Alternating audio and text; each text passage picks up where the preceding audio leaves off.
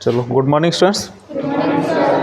तो आज नया टॉपिक स्टार्ट करते हैं, क्वाड्रेटिक इक्वेशन। हाँ, और वैसे तो आप लोगों ने पॉलिनोमियल में पढ़ रखा है क्वाड्रेटिक पॉलिनोमियल। क्या पढ़ा हुआ है? Quadratic polynomial. लेकिन यहाँ पर हम लोग क्या डिस्कस करेंगे? क्वाड्रेटिक इक्वेशन क्या है। तो सबसे पहले तो पॉलिनोमियल और इक्वेशन में क्या डिफरेंस होता है हम लोगों ने क्या पढ़ रखा है? पॉलिनोमियल पढ़ा है ना।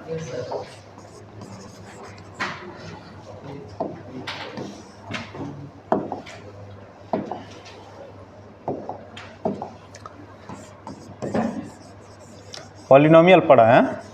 और पॉलिनोमियल जब हम लोग पढ़ रहे थे तो वहाँ पर हम लोगों ने क्वाड्रेटिक भी पढ़ा था, क्यूबिक पॉलिनोमियल भी है। लेकिन सिलेबस में मोस्टली क्वेश्चन आपके क्वाड्रेटिक पॉलिनोमियल से रिलेटेड आएंगे, ठीक है ना। अब हम लोग क्या पढ़ेंगे? इक्वेशन। क्या पढ़ना है? तो है ना, कोई बताएगा इक्वेशन और पॉलिनोमियल में क्या डिफरेंस है? वहाँ पर हमने क्या पढ़ा था? क्वाड्रेटिक पॉलिनोमियल, क्यूबिक पॉलिनोमियल पढ़े थे ना। अब क्या पढ़ेंगे? टॉपिक का नाम हमारा क्या है? Quadratic equation. टॉपिक का नाम क्या है? तो सबसे पहले हमें ये बताइए कि केवल इक्वेशन है ना, क्वाड्रेटिक वर्ड हटा दो, इक्वेशन और पॉलिनोमियल में क्या डिफरेंस है? नहीं, पॉलिनोमियल को हम ऐसे लिखते हैं, polynomial in terms of x. अगर हम क्वाड्रेटिक पॉलिनोमियल लिखते थे तो हम लोगों ने स्टैंडर्ड फॉर्म बताया था, ax² plus bx plus c। ये हमारा क्वाड्रेटिक पॉलिनोमियल था। क्या था? Quadratic polynomial. अब हम क्वाड्रेटिक इक्वेशन कैसे लिखेंगे? इक्वल टू जीरो लिखेंगे। क्या लिखेंगे? इक्वल टू जीरो लिखेंगे। और कोई बताना चाहेगा? एक सही से डेफिनेशन बताओ। है ठीक है, जो तो खैर क्लियर है कि ये क्वाड्रेटिक इक्वेशन हो गया है, ax² plus bx plus c equal to zero. क्या हो गया? क्वाड्रेटिक इक्वेशन है। लेकिन हम कैसे डिफाइन करेंगे कि है ना डिफरेंस क्या है पॉलिनोमियल और इक्वेशन में?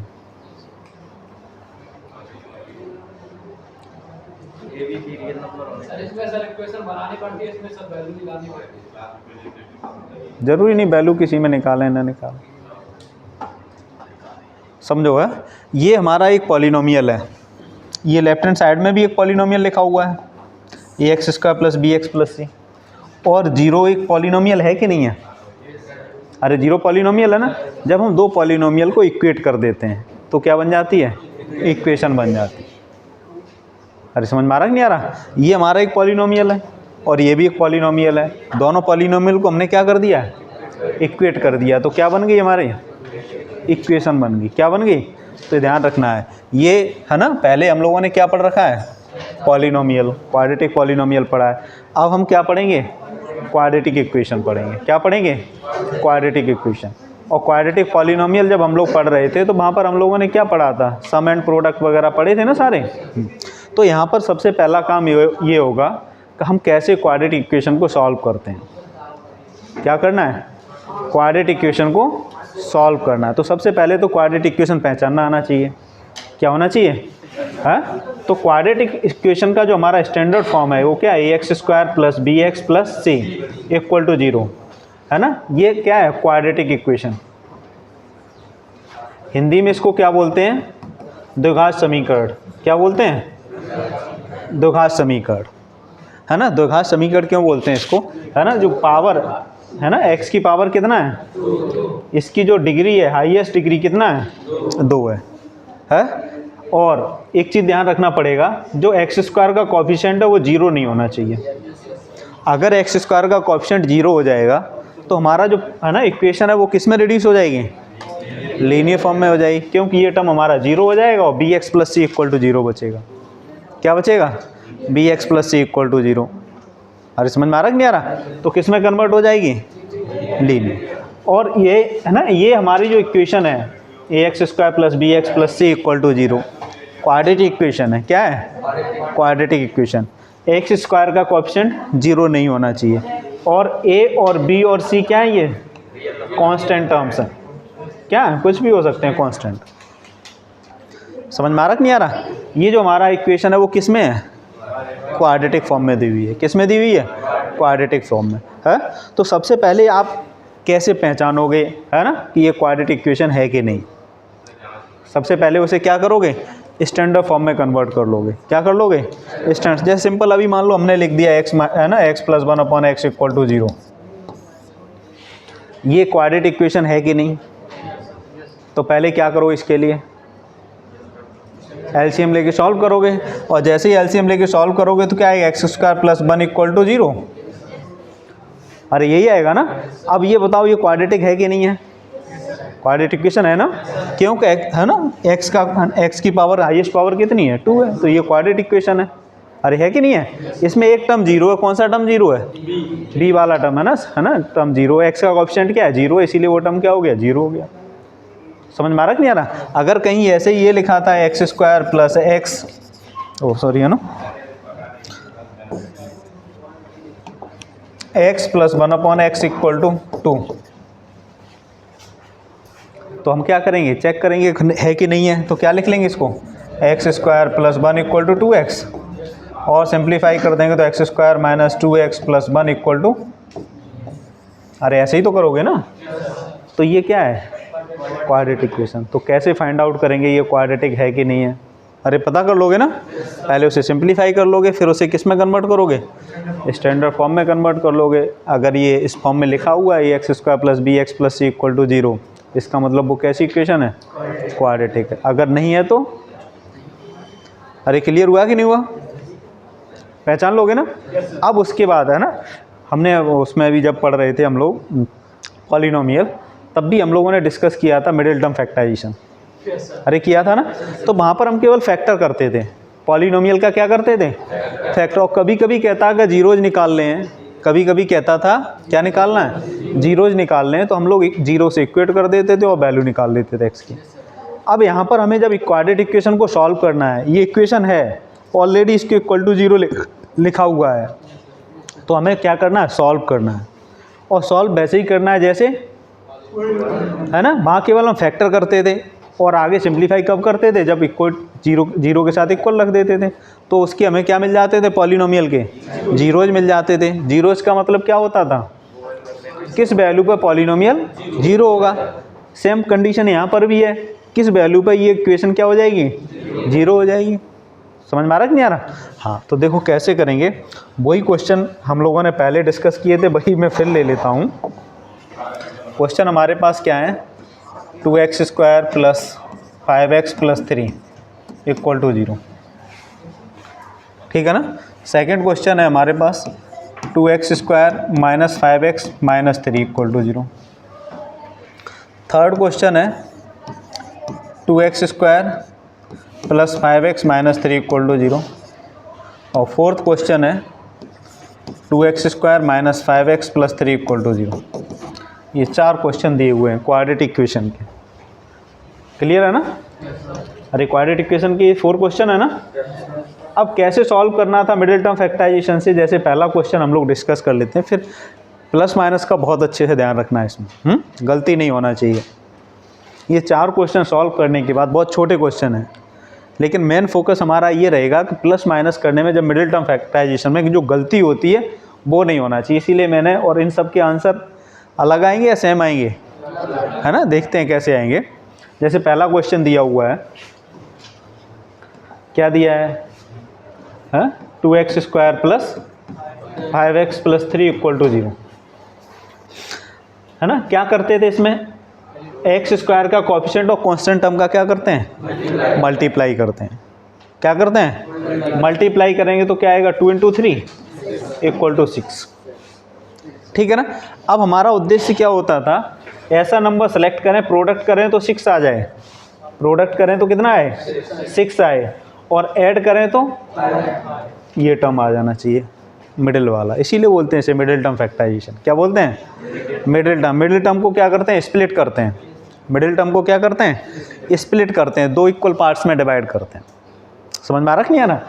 तो देखो क्या करेंगे इसके लिए, अब हम मल्टीप्लाई करते हैं, 2 × 3 6 होता है, और 2 + 3 कितना होता है, और ये दोनों 2 और 3 किसके हैं, पॉजिटिव नंबर है। अरे 2 और 3 कैसे नंबर हैं, पॉजिटिव, और 2 और 3 को ऐड करेंगे तो कितना आ जाएगा, 5। यहाँ कोई दिक्कत नहीं है हमारे पास, हमारे, है ना, 2x² + 2x लिखेंगे प्लस 3x लिखेंगे प्लस 3 इक्वल टू 0, क्योंकि देखो 2x प्लस 3x भी कितना होता है हमारा 5x होता है। अरे क्लियर हो रहा है कि नहीं हो रहा? और 2 है ना, इसका प्रोडक्ट करेंगे 2 इंटू 3 का कितना आ जाएगा 6 आ जाएगा। फिर क्या रहता है, इन दोनों में से कॉमन लेते हैं, पहले 2 टर्म्स में से कॉमन लेंगे, फिर नेक्स्ट 2 टर्म में से कॉमन लेंगे। पहले 2 टर्म्स में से कॉमन लेंगे, कितना कॉमन आ रहा है, क्या बचेगा x प्लस 1। यहाँ से क्या कॉमन आ रहा है, क्या बचेगा इक्वल टू 0। ये क्लियर होना चाहिए है ना, जो ये है ना ब्रैकेट हैं ये हमेशा सेम आने चाहिए। अगर सेम नहीं आ रहे हैं तो आपने कहीं गलती कर दी है। ब्रैकेट कैसे होने चाहिए, सेम होने चाहिए। अगर ये सेम नहीं है इसका मतलब आपने क्या किया है, कहीं गलती है। ये दोनों ब्रैकेट कैसे आने चाहिए, सेम आने चाहिए। अगर सेम नहीं आ रहे हैं तो कहीं गलत है ना। अब जब सेम है तो इनमें से ब्रैकेट कॉमन ले लेंगे x प्लस 1 और हमारा क्या बचेगा 2x प्लस 3 इक्वल टू 0।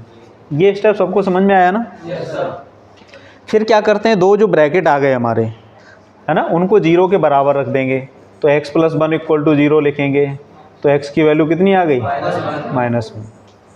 फिर क्या करेंगे, 2x प्लस 3 इक्वल टू 0 रखेंगे, तो x की वैल्यू कितनी आ गई -3/2।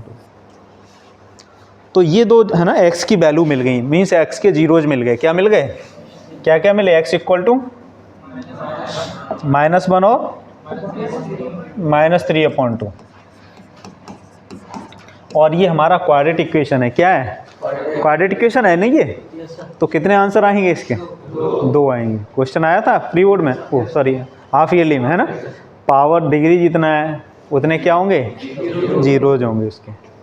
वो क्या होंगे, जीरोज होंगे उतने, ठीक है ना। अगर यहाँ पावर 3 होती तो वो बात एक अलग है, इक्वल होंगे या अनइक्वल होंगे है ना, वो चीज़ हम देखेंगे कैसे होते हैं। अरे समझ में आया कि नहीं है, नोट करते जाओ इसे है ना। तो ये जो हमारा मेथड था वो कैसा था, मिडिल टर्म फैक्टराइजेशन है ना, split of middle term. Middle term को हम लोग क्या करते हैं, इसको स्प्लिट करते हैं। उसके बाद देखो सेकंड क्वेश्चन,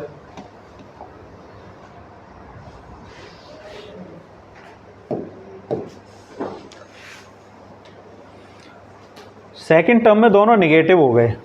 क्या हो गए, निगेटिव। इस चीज़ को बड़ा ध्यान से समझना, यही अक्सर गलती होती है। 2x square minus 5x minus 3 equal to 0। अब हम 2 और -3 का मल्टीप्लाई करेंगे तो हमारे पास कितना आएगा, 2 इंटू -3 इक्वल टू कितना होता है -6 आ गया। अरे यही आएगा ना। अब हम क्या दो नंबर लें जिनका प्रोडक्ट करें तो माइनस में आ जाए -6, और ऐड करें तो कितना आ जाए, ये -5 है। मेरी बात समझ में आ रही है ना। ऐड करें तो कितना आना चाहिए है, -5 आना चाहिए, और प्रोडक्ट करें तो कितना आना चाहिए -6। अगर हम दोनों नंबर नेगेटिव ले लेंगे तो अब तो प्रोडक्ट क्या हो जाएगा, प्लस हो जाएगा। अगर उसमें एक नेगेटिव लेंगे एक पॉजिटिव लेंगे तभी प्रोडक्ट नेगेटिव आएगा, ठीक है ना। तो अगर हम -6 इंटू +1 करें तो आंसर हमारा कितना आएगा, और -6 प्लस 1 करेंगे तो -6 प्लस 1 करेंगे तो कितना आएगा, -5 ही आएगा ना। ये रफ वर्क है ना, उसके क्वेश्चन के साइड में ही किया करो। हा? देखो कैसे करोगे, लिखोगे इसको, क्या लिखोगे, 2x स्क्वायर माइनस का प्लस का माइनस का 3। अरे ऐसे ही तो लिखोगे ना, क्योंकि -6 इंटू 1 करोगे तो -6 आ जाएगा, और -6x में से +1x करोगे तो कितना आ जाएगा, -5x आ जाएगा, ठीक है ना। अब देखो यहाँ से क्या कॉमन आ रहा है, 2x कॉमन ले लो, क्या बचा x -3। इन दोनों में क्या कॉमन है ना, कुछ नहीं होता तो 1 लिखा करो और विद साइन है, +1 x -3 इक्वल टू, दोनों ब्रैकेट सेम आ रहे हैं। हमारा आंसर क्या आएगा, x -3 और 2x + 1 इक्वल टू क्या आ जाएगा 0। और इसे सिंप्लीफाई करेंगे तो x -3 इक्वल टू कितना आ गया 0। तो x की वैल्यू कितनी आ गई, और इसे भी रख देंगे तो 2x + 1 = 0। तो x की वैल्यू कितनी आ गई? देख रहे हो आंसर वैल्यू चेंज हो रही कि नहीं हो रही? थोड़ा सा माइनस चेंज होने से इसकी x की वैल्यू एक क्या आ गई हमारे पास? 3 आ गई। दूसरी क्या आ गई? -1/2। नोट करते जाओ। कर लिया ना? तो ये जो दो बचे, तीसरा चौथा बताना पड़ेगा, कर लेंगे? कर लोगे ना? हाँ, प्लस माइनस सबको क्लियर है? फिर भी अगर डाउट रहता है, जिसको नहीं हो पा रहा क्लियर, पहले अपना पूछना क्लासमेट से, नहीं आता फिर मुझे पूछना, ठीक है ना गर्ल्स? तो ये तो मेथड हमारा क्या था? मिडिल टर्म को हम क्या कर देते हैं? स्प्लिट कर देते हैं एक दो, है ना, दो पार्ट में। एक मेथड और है, अच्छा मेथड है इसीलिए बता दे रहा हूँ। हाँ, पेपर में कभी ऐसे नहीं कहता कि इसको इससे सॉल्व करना है, ठीक है ना? पेपर में कभी आपको स्पेशली ऐसे नहीं करेगा कि आप इस मेथड से इसको सॉल्व करिए। आपको, है ना, क्वेश्चन के अकॉर्डिंग आपको जो सुटेबल मेथड लगे, सुटेबल मीन्स जो आपको इजी लगे, ठीक है ना, उस मेथड से सॉल्व करना है। और ये मजबूरी हो जाती है जब हम स्प्लिट करते हैं, मिडिल टर्म फैक्टराइजेशन हो ही नहीं पाता। क्या नहीं हो पाता? तब हमारी मजबूरी हो जाती है कि हम इस मेथड से कर ही नहीं सकते। जब हमारी क्या मजबूरी हो जाएगी? जब हमें कोई नंबर ही नहीं मिलेगा, अगर प्रोडक्ट करेंगे इतना आएगा और ऐड करेंगे इतना आएगा, आप ढूंढ ही नहीं पा रहे, तो हमारी मजबूरी हो जाएगी दूसरा मेथड यूज़ करना। मेरी बात समझ में आ रही कि नहीं आ रही? तो देखो वो क्या मेथड है, कंप्लीटिंग स्क्वायर मेथड है। क्या है? और बहुत पॉपुलर मेथड है, आगे बहुत यूज करोगे इसे। आगे जब कैलकुलस पढ़ोगे, इंटीग्रल डिफरेंशियल कैलकुलस, है ना, मैथमेटिक्स या फिजिक्स में जब यूज करोगे, तो कंप्लीटिंग स्क्वायर मेथड, क्या बोलते हैं इसको? Completing square method. क्या बोलते हैं? कंप्लीटिंग स्क्वायर मेथड, है ना। देखो किस तरीके से उसको यूज करते हैं। पहले तो मेथड समझो, और फिर जब वो मेथड समझ लेंगे तो हम एक डायरेक्ट फॉर्मूला भी बन जाता है उससे, उस फॉर्मूले का डायरेक्ट यूज कर लेते हैं। और फॉर्मूले का यूज हम जब करते हैं, बहुत बड़ा, है ना, क्वेश्चन हो, जब हमारे समझ से बाहर हो, वैल्यू पॉइंट में निकल रही हो, अदरवाइज हम, है ना, डायरेक्ट लगा देते हैं। कैसे लगाते हैं? जैसे पहला ही क्वेश्चन था हमारा, 2x² + 5x + 3 = 0। मेथड हमारा क्या है? Completing square method. क्या है ना? क्यों करते हैं ऐसा? मेथड का नाम है, और जैसे हम करेंगे वही, है ना, चीज़ है उसमें। तो क्वेश्चन हमारा ये दिया है, 2x² + 5x + 3 = 0। सबसे पहला काम x² का कोएफिशिएंट को 1 बनाना है। क्या करना है? लिखते जाओ ये, है ना, मेथड लिख लो ऊपर, कंप्लीटिंग स्क्वायर मेथड। पहला स्टेप क्या होगा? अगर x² का कोएफिशिएंट 1 के अलावा कुछ है, तो x² के कोएफिशिएंट से क्या कर दोगे? 1 बनाने के लिए क्या करना पड़ेगा? डिवाइड करना पड़ेगा। क्या करना पड़ेगा? और जैसे ही डिवाइड करोगे तो क्या आ जाएगा? x² + 5/2x + 3। अरे यही तो आएगा ना, +3 आएगा, 3/2 आएगा, 3/2। क्योंकि 2 से होल इक्वेशन को क्या कर दिया? क्यों किया हमने? क्योंकि हमें x² का कोएफिशिएंट क्या बनाना था? 1 बनाना था। x² का कोएफिशिएंट क्या बनाना था? इसीलिए होल इक्वेशन को क्या कर दिया? 2 से डिवाइड कर दिया। अरे क्लियर है ना? जो भी x² का कोएफिशिएंट होगा उससे क्या कर देंगे? डिवाइड कर देंगे। समझ में आया कि नहीं आया? फिर क्या करेंगे? नेक्स्ट स्टेप, जो हमारा है ना x² का जो स्क्वायर वाला, है ना, एक टर्म दिया हुआ है, उसे एज इट लिख लेंगे, ठीक है ना। उसका स्क्वायर हटा के वो x को लिख लेंगे। अगर ये बाय में लिखा होता तो बाई लिख लेते, बाई², है ना, स्क्वायर हटा देते उसका, ठीक है ना। फिर क्या करेंगे? जो हमारा x का कोएफिशिएंट है उसका आधा करेंगे। लिख लो, है ना, x के कोएफिशिएंट का क्या करेंगे? आधा करेंगे। x के कोएफिशिएंट का क्या करेंगे? आधा करेंगे, हाफ करेंगे। और 5/2 का आधा कितना होता है? 5/4। अरे 2 से डिवाइड कर दोगे ना। x के कोएफिशिएंट को क्या करेंगे? हाफ करेंगे। x के कोएफिशिएंट को क्या करेंगे? हाफ करेंगे। और x के आगे जो साइन लगा हुआ है वही साइन यहाँ लगाएंगे। प्लस लगा तो प्लस लगाएंगे, माइनस लगा तो, ये भी लिख लो, है, प्लस लगा तो प्लस लगाएंगे, माइनस लगा तो माइनस लगाएंगे। इसके अलावा भी कोई साइन हो सकता है? नहीं हो सकता ना। अरे 2 ही हो सकते हैं, या तो प्लस होगा या जो साइन होगा वो साइन लगाएंगे, ब्रैकेट को बंद कर देंगे, लेकिन इसके साथ x नहीं लिखेंगे, इसके साथ x नहीं लिखेंगे, पावर 2 लगा देंगे। क्या कर देंगे? पावर, फिर हमारा जो टर्म बचा हुआ उसे लिख लेंगे, जो टर्म हमारा बचा हुआ उसे लिख लेंगे। उसके बाद जो टर्म हमने हाफ किया था उसका स्क्वायर करके माइनस करेंगे, उसका स्क्वायर करके माइनस करेंगे।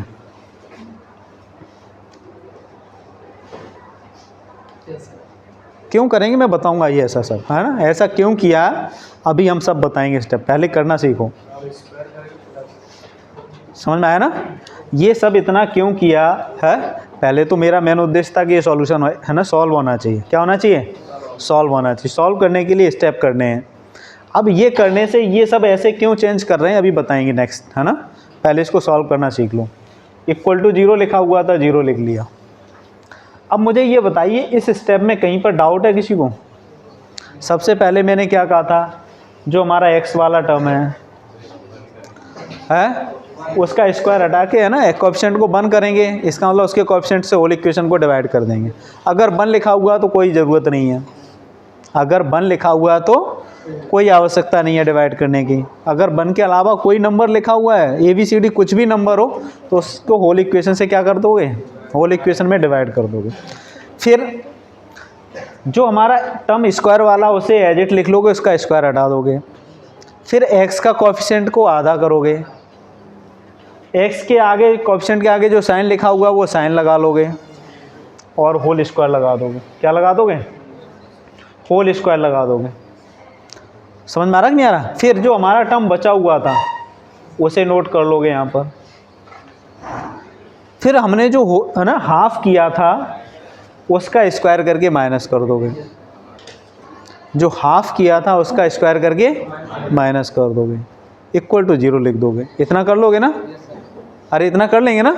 अब देखो आगे और क्या लिखोगे, x + 5/4 का होल स्क्वायर लिखा था, ऐसे लिख दिया, ऐसे सिंप्लीफाई कर लो भाई। एलसीएम तो 16 ही आएगा ना, ये 24 हो जाएगा। अभी बताएंगे, है ना, वो भी बताएंगे, है ना। जिसमें वो माइनस में हो तो माइनस में लिखेंगे, कांस्टेंट टर्म एज इट है ना। +3/2 था, +3/2 किया। अगर ये -3/2 लिखा होता तो -3/2 कर लेते हम। अभी आएगा आगे, है। फिर देखो इसका एलसीएम लेके इन दो को सॉल्व करो, एलसीएम 16 आएगा। 2 8 जा 16 होता, 8 3 जा 24, और माइनस का, अरे ऐसे ही तो लिखोगे ना, इक्वल टू 0। x + 5/4 का होल स्क्वायर, 24 - 25 -1/16 इक्वल टू 0। अब देखो यहाँ से हमारे पास ये आ गया। इसे हम ऐसे भी लिख सकते थे कि x + 5/4 का होल स्क्वायर -1/4 का होल स्क्वायर, अरे लिख सकते हो ना। और ये एक फॉर्मूला होता है a + b और a - b। अरे होता है कि नहीं होता? क्या होता है? a + b और, तो इसे क्या लिखोगे, x + 5/4 -1/4, और दूसरे ब्रैकेट में x + 5/4 प्लस इक्वल टू 0। और जब हमने ये लिखा तो एलसीएम लेके ये कितना आ गया, x + 1 बचा यहाँ, अरे यही तो बचेगा। 5 - 1 करोगे 4/4 आएगा, 1 आ जाएगा। यहाँ सॉल्व करोगे तो कितना बचेगा भाई, 5 + 1 6 मीन्स x + 3/2। अरे नहीं आएगा क्या? एलसीएम 4 आएगा, इक्वल टू 0। सॉल्व कर दिया तो x की वैल्यू कितनी आ गई,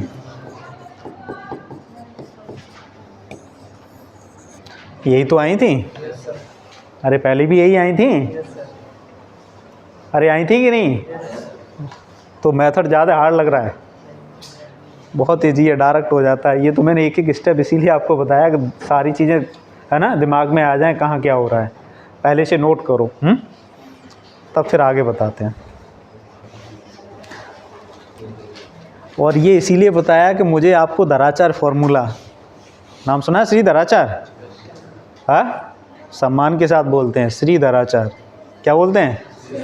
हाँ, उसको हमें ड्राइव करना था, तो मैं ऐसे ही ड्राइव करके बताऊंगा, नहीं तो मैं उसे डायरेक्ट बता देता तुम्हें। क्या बात करते हैं? डायरेक्ट बता दें, तो पहले से नोट कर लो। तो ये जो मेथड है हमारा क्या है? कंप्लीटिंग। बहुत अच्छा मेथड है ना, क्वाड्रेटिक इक्वेशन को सॉल्व करने के लिए बहुत ईजियर मेथड है ये, तुरंत हो जाता है। 1-2 स्टेप में क्वाड्रेटिक इक्वेशन को सॉल्व कर लेते हैं। हार्ड क्वाड्रेटिक इक्वेशन होती है जिसके मिडिल टर्म है ना स्प्लिट नहीं हो पाते हैं। क्या नहीं हो पाते हैं? है ना, क्योंकि हमें मिलता ही नहीं, कोई नंबर ढूंढ ही नहीं पाते हैं कि प्रोडक्ट करें इतना है, ऐड करें इतना है, तो फिर डायरेक्ट लगा दो उसको।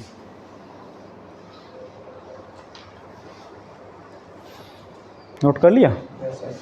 अब देखो आगे। पहले तो हम ये बता दें कि ये हमने सब काम किया क्यों। ये थर्ड स्टेप में इतना सारा काम है जो किया, उसको थोड़ा सा क्लियर कर दें आपको, है ना, तब आगे चलते हैं। फिर दूसरा पार्ट इसका, दूसरा क्वेश्चन करेंगे। आगे तो कोई दिक्कत है ही नहीं, बस केवल हमें यहीं पर सब कुछ करना है जो करना है, इसी स्टेप में तो करना है। जो हमने क्या किया था, सबसे पहले एक्स का कोएफिशिएंट डिवाइड, फिर हमने यहाँ क्या किया, स्क्वायर लगा दिया। अरे स्क्वायर लगा दिया ना। अब एक चीज़ देखो, हमारा जो हमने यहाँ पर ये स्क्वायर लगाया, जो हमने ये स्क्वायर लगाया है, इसे हम ओपन करें अगर x + 5/4 का होल स्क्वायर, तो आंसर हमारा क्या आएगा? x² + b² - 2ab वो प्लस 2ab 2 × 5/4 × x, यही तो आएगा ना। और 2 जा कितना होता, तो हमारे पास ये आ गया x² + 25/16 + 5/2x। अरे यही तो आ गया ना, मतलब इसकी वैल्यू ये निकली। अरे यही तो निकली ना। और हमारे पास ये 2 टर्म थे केवल। अरे यही तो 2 टर्म थे, केवल ये 2 टर्म थे हमारे पास, है कौन कौन से? ये वाला टर्म था और ये वाला। जैसे ही हमने ये स्क्वायर लगाया तो ये टर्म इसमें एक्स्ट्रा आ गया था। अरे नहीं आ गया क्या? इस स्क्वायर की वैल्यू यही तो होती है ना। अरे होती है कि नहीं होती है? इसमें ये टर्म एक्स्ट्रा आ गया था, मैंने इसीलिए इसको क्या कर दिया था, यहाँ पर माइनस कर दिया था। अरे क्लियर हुआ कि नहीं हुआ? ये माइनस वाला टर्म कैसे आ गया? अरे सबको क्लियर हुआ ना? इसका स्क्वायर करके क्या करोगे, माइनस करोगे। क्यों करोगे? क्योंकि ये क्या हो जाता है, इसमें ऑलरेडी ऐड हो जाता है। अरे हमें ये जो इक्वेशन दी है इसको हमें चेंज थोड़ी करना है, हमें तो वैसे ही रखना है और सॉल्व करना है। अगर कुछ चेंजेज हो जाएगा तो क्वेश्चन गलत नहीं हो जाएगा। तो ये जब हमने इसमें स्क्वायर लगाया था तो ये वाला टर्म हमारा क्या हुआ था, ऐड हो गया था। और इसे ऐड को हटाने के लिए हमने क्या करना पड़ा, माइनस करना पड़ा। ये सारे स्टेप हैं यहाँ पर जो लिखे हैं वो सारे क्लियर हुए कि नहीं हुए? अरे सबको क्लियर हो गए ना। ये कहाँ से टर्म आ गया, क्योंकि इसमें ऑलरेडी बढ़ गया था इसीलिए माइनस कर दिया। और ये जो 2 टर्म थे वो तो ऑलरेडी हमारे पास दिए हैं ना, ये और ये। अरे दिए कि नहीं दिए? तो ये क्लियर हुआ सबको? अरे क्लियर हो गया ना। हाँ, अब आगे देखो एक क्वेश्चन और करा लेते हैं। इससे नेक्स्ट क्वेश्चन नोट करके करना शुरू करो इसी तरीके से।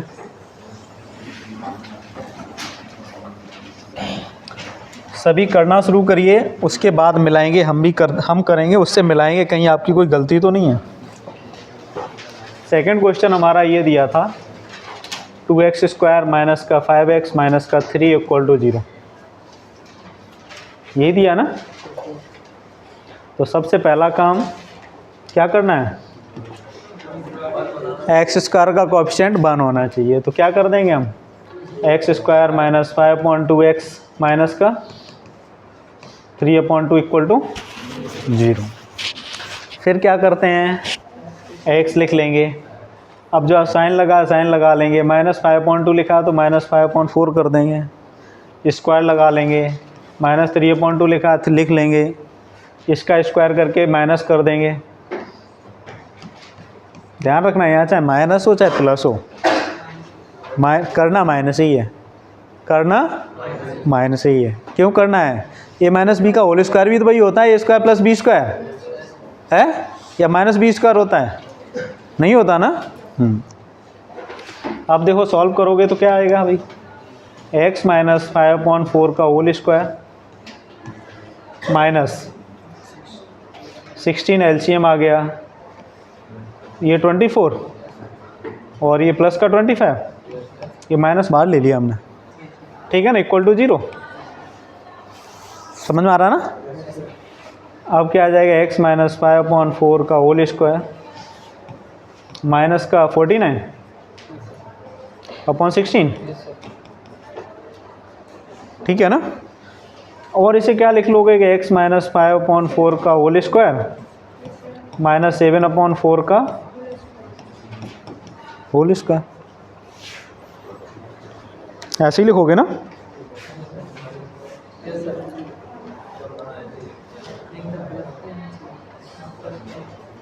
इसमें डाउट लग रहा है क्या इस वाले पार्ट में, नहीं है ना। हाँ, तो अब सॉल्व कर लो। एक बार प्लस में आ गया, एक बार माइनस में लिख देंगे।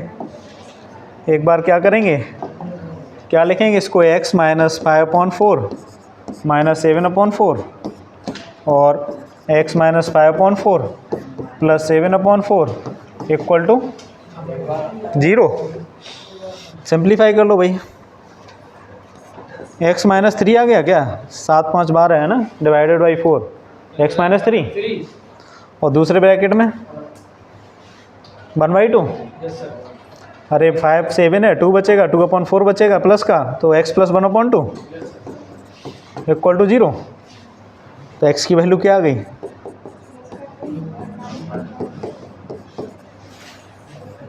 x की वैल्यू +3 आ गई, दूसरी वैल्यू क्या आ गई, -1/2।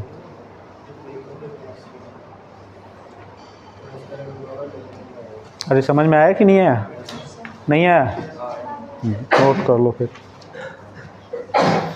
और नोट करने के बाद ये थर्ड क्वेश्चन खुद करिए, अब सब करो। हाँ,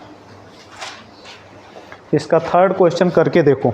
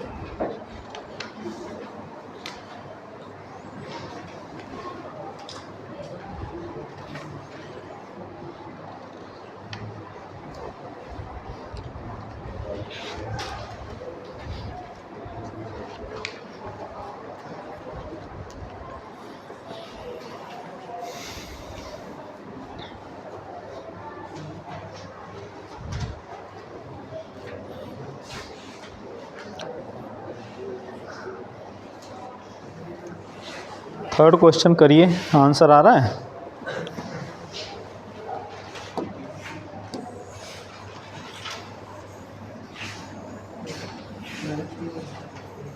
कितना आंसर आ रहा है,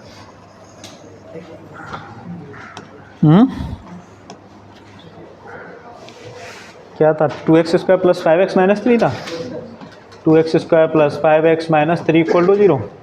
सबसे पहला काम x² के कोएफिशिएंट से डिवाइड करना, तो x² plus 5/2x minus 3/2 equal to 0। फिर क्या कर लेंगे, x प्लस 5/4 का होल स्क्वायर माइनस 3/2। और क्या लिखेंगे इसके साथ, माइनस का 25 इक्वल टू 0। क्या आ जाएगा, x प्लस 5/4 का होल स्क्वायर, ये कितना आ जाएगा, माइनस का 49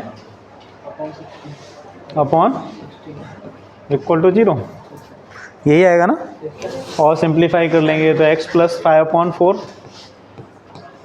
माइनस 7/4 का होल स्क्वायर, यही आएगा ना। क्या करेंगे, एक बार प्लस में कर देंगे और एक बार माइनस लिख देंगे।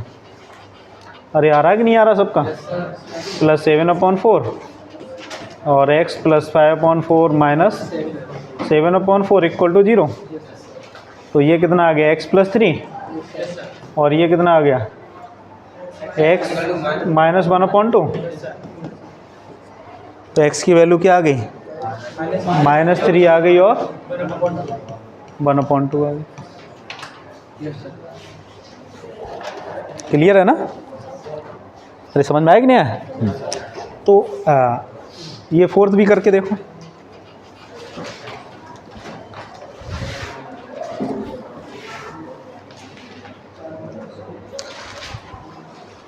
और ये है ना, दोनों मेथड से क्वेश्चन करने हैं, क्यों? कल हम जो बताएंगे आपको, एक्सरसाइज फर्स्ट और सेकंड खुद करनी है। अभी क्या करनी है? फर्स्ट और सेकंड दो हो गई तुम्हारी। क्या हो गई? एक्सरसाइज फर्स्ट और सेकंड। कल हम जो बताएंगे यहाँ से आगे की चीज़ें बताएंगे कुछ, तब ये सारी चीज़ें तुम्हें याद होनी चाहिए। कंप्लीटिंग स्क्वायर मेथड में क्या याद होना चाहिए? पहले क्या करेंगे? पहला स्टेप क्या होता है? एक्स का कोएफिशिएंट, एक्स स्क्वायर का कोएफिशिएंट क्या होना चाहिए? 1। सबको उससे डिवाइड कर देंगे। सेकंड वर्क क्या होता है हमारा?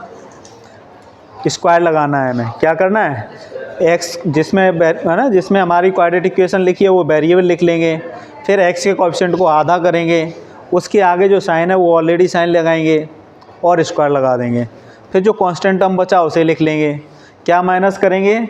जो हमने आधा किया था इसका स्क्वायर करके माइनस कर देंगे। इक्वल टू क्या रख देंगे? 0। फिर क्या करेंगे? एक फार्मूला हम लोगों ने पढ़ा हुआ है 8th क्लास में, a² - b² का। एक बार प्लस में लिख देते हैं, एक बार माइनस में लिख देते हैं, ठीक है ना, और सॉल्व कर देते हैं। समझ में आया कि नहीं आया? चलो इतना ही रखते हैं, कल है ना आगे नेक्स्ट क्लास में कुछ और बताएंगे।